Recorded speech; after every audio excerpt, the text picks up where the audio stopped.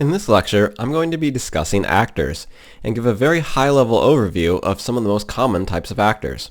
So first off, what is an actor? An actor is simply any object that can be added to a level. For example, if I go here, I can click on this cube here and add it to the level. And now this cube is an actor within the level. So actors can be physical, visible objects within our level, such as this cube, but they don't have to be.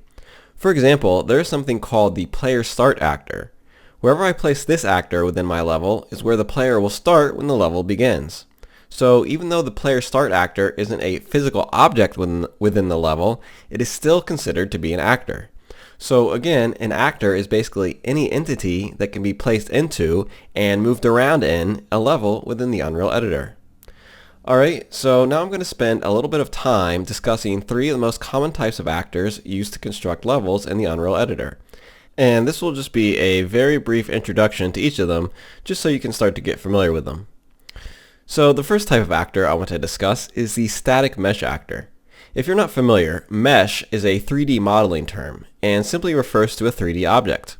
So when you're playing a game, pretty much every object you see in the game will be a mesh. For example, you may see tree meshes, and bird meshes, and table meshes, and chair meshes, and so on. Static meshes refer to meshes with no moving parts. So you have, for example, these static meshes here in the form of some basic geometric shapes. And in the starter content that comes with the Unreal Engine, you have some static meshes in the form of furniture and some basic architectural objects. So I can drag this table into my level, and this chair, and this couch, and so on. So you have some meshes to start with, but the vast majority of meshes used in games are created in external 3D modeling applications, such as Maya, 3D Studio Max, Blender, and so on, and then imported into the Unreal Editor. Now, if you're not a 3D modeling artist, don't despair. There is lots of great content available on the internet for you to use, for free or for a price, and I will show you where you can get that content later on in the course. The second type of actor I want to discuss are geometry brushes, or simply brushes. A brush is simply an actor used to represent 3D space. So there is a box brush and a cone brush and so on. So this is very similar to a mesh, but there are a few key differences between meshes and brushes. I will discuss these in greater detail later on in the course, but for now just know the following. Brushes are only used for basic geometric shapes, while meshes can be crafted into objects with a high level of detail. Brushes are useful for quick level design, but are less memory efficient than meshes. Therefore, brushes are generally used to prototype levels early on, and are then replaced with better looking and better performing meshes for the final project.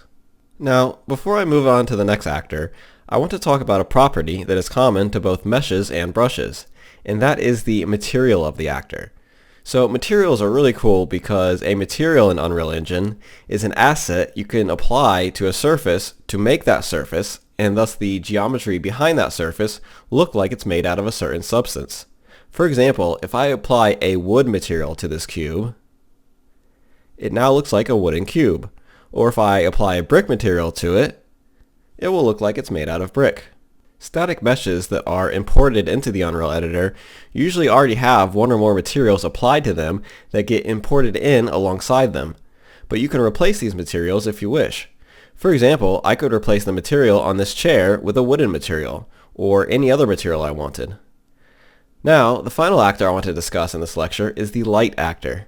A light actor in the Unreal Engine is used to represent visible light in the real world. And what's really cool is that thanks to a lot of complex mathematical algorithms that the Unreal Engine uses, it will behave much like light does in the real world. It will make objects that it hits more visible depending on the intensity of the light and the material of the objects. It will reflect off the surface of objects and light up other objects indirectly. It will cast shadows if a visible opaque object is in its path, and so on. I'll discuss lights in greater detail in a later lecture, but for now, just know that light actors are used to represent only the light itself and not any of the objects from which the light emanates from. For example, if you wanted a working flashlight in your level, you would need to combine a light actor with a static mesh actor that looked like a flashlight. You would place the light actor at one end of the flashlight to make it look like the light was coming out of the flashlight. So to summarize, an actor is any object you can place and move about your level. Brushes are a type of geometric actor used to quickly prototype and structure a level. Static meshes are a type of actor that are used to represent realistic looking objects in your level. Materials can be applied to the surfaces of brushes and static meshes to make them look as if they are made out of that type of material. And lights are a type of actor used to light the whole thing up.